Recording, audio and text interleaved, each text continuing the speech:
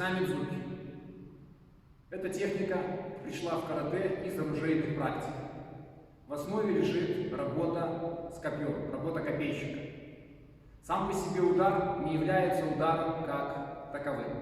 Это скорее тычок в заранее обозначенную уязвимую зону. В идеале действие должно выполняться в область горла, а точнее в трахею. Для формирования структуры тычкового движения, которое впоследствии станет кизамидзуки, нам необходима палка от метра и больше длины.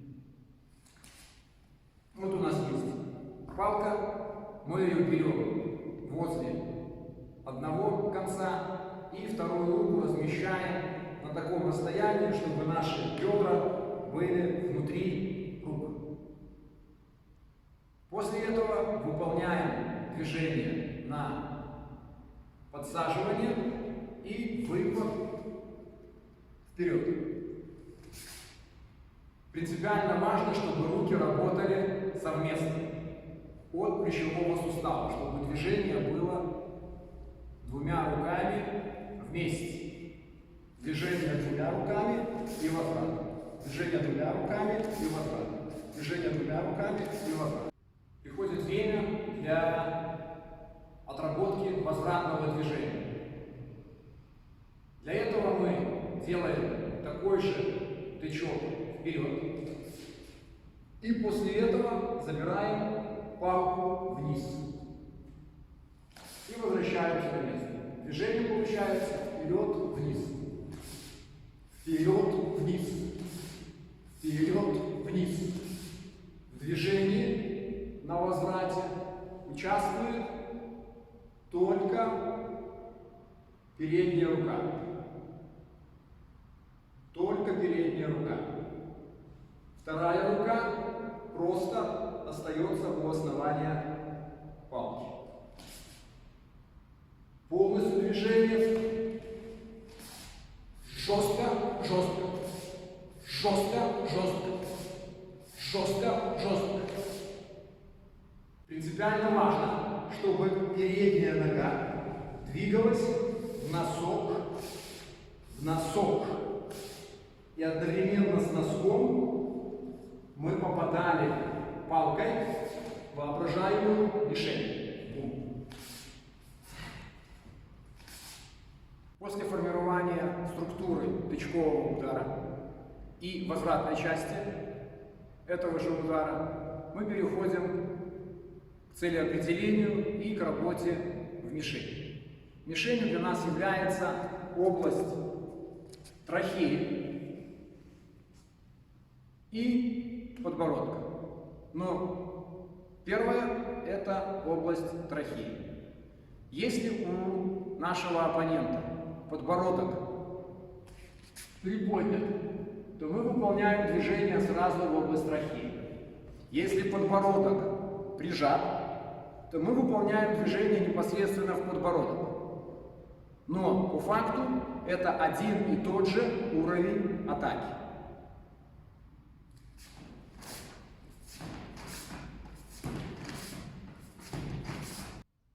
Сформировав траекторию и понимая цель приложения данного действия, мы переходим к работе от палки к непосредственно рукам, тем инструментам, которые у нас есть в поединке.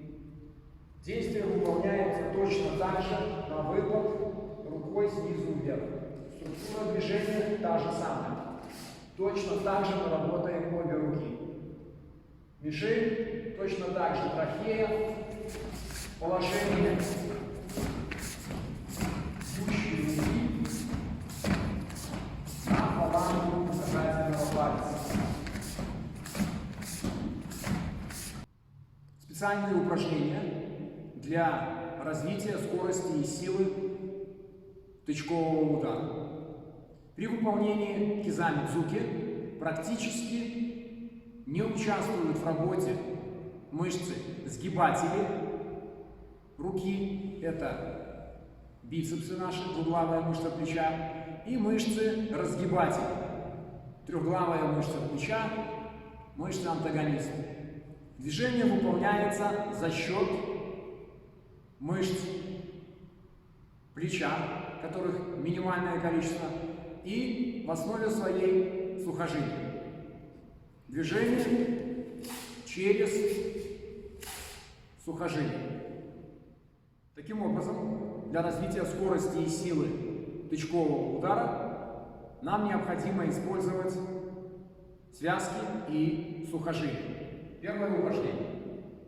Мы становимся в упор лежа и начинаем двигаться скрестно в одну сторону и, соответственно, в другую сторону при сохранении ровной спины. В одну и в другую сторону. Второе упражнение. Мы точно так же становимся в упор лежа и начинаем вращаться вокруг своей оси.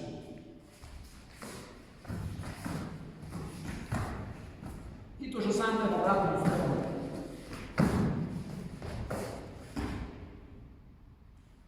Наша задача все время находиться на руках и на ногах. Движение на подсаживание, на коленки выполнять нельзя. Упражнение 3. Поскольку мы бьем не просто руками, а все время перемещаем собственный вес в направлении движения, нас интересует подготовка и укрепление мышц ног. Для того, чтобы сформировать пружину в ногах, мы выполняем следующую технику. Делаем шаг назад и загружаем ногу в пружину. После этого происходит выталкивание вперед ровно. И второе выпрыгивание с фиксацией баланса на этой же ноге. Таким образом, мы или ногу загрузили.